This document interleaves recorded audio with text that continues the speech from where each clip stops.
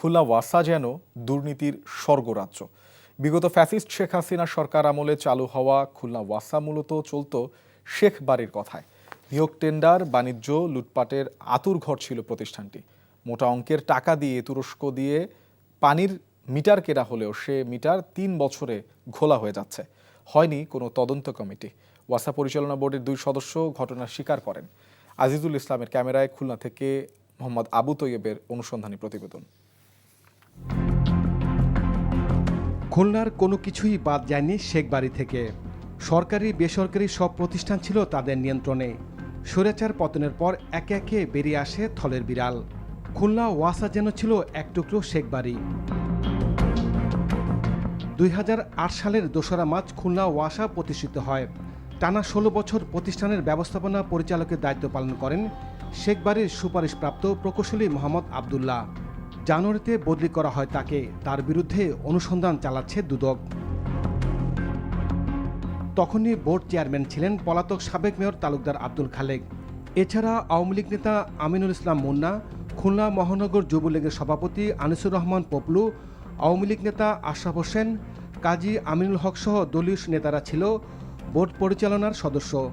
ওয়াসা নয় যেন দলীয় কার্যালয়। ওয়াসা যারা দায়িত্বে ছিলেন, এমডি সহ অনেকেই সেখানে দুর্নীতি, এবং দুর্নীতির কারণেই খুলনাবাসী সঠিকভাবে পাড়ি পায় না। বান্ডেল থাকলে প্রতি সেনমানিতে টাকা বাঁচবে।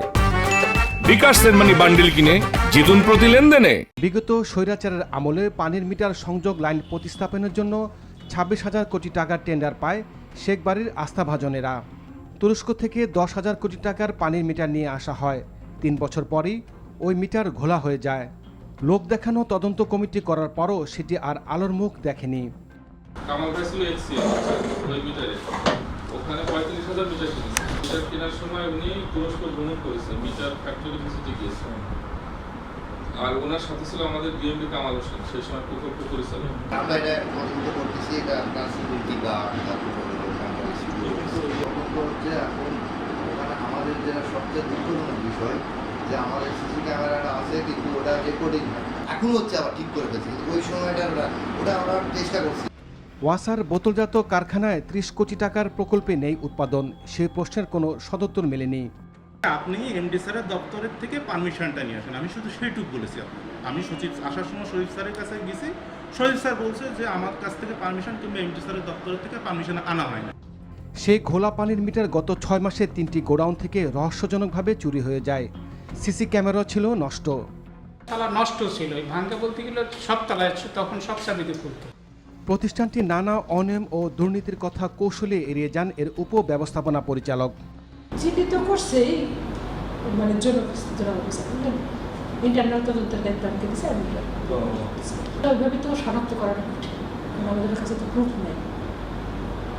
প্রুফও নাই, আর আমাদের সিসিটিভি দেওয়া তখন কোনো কারণে নষ্ট ছিল। খুলনা ওয়াসার ভয়াবহ দুর্নীতি নিয়ে উদ্বেগ প্রকাশ করেছেন নাগরিক সমাজসহ সাধারণ মানুষ। মিটার চুরির ঘটনা ৩,০০০ মিটার, সেখানে অনেক জায়গায় শোনা যায় যে রিডিং থাকা অবস্থায় সেই মিটারগুলো খুলে নিয়ে এসে সেগুলোকে ওখানে জমা না রেখে সেগুলোকে সরিয়ে নেওয়া হয়েছে, এবং কথিত আছে যে সেটা তাদের নিজস্ব দোকান রয়েছে, সেটা ঢাকার থেকে রিপেয়ার করে এখানে এসে আবার বিক্রি করা হচ্ছে। তদন্তের মাধ্যমে অভিযুক্তদের বিরুদ্ধে ব্যবস্থা নেওয়ার দাবি সচেতন মহলের। NTV news desk. বান্ডেল থাকলে প্রতি সেনমানিতে টাকা বাঁচবে। বিকাশ সেনমানি বান্ডেল কিনে জিতুন প্রতি লেনদেনে।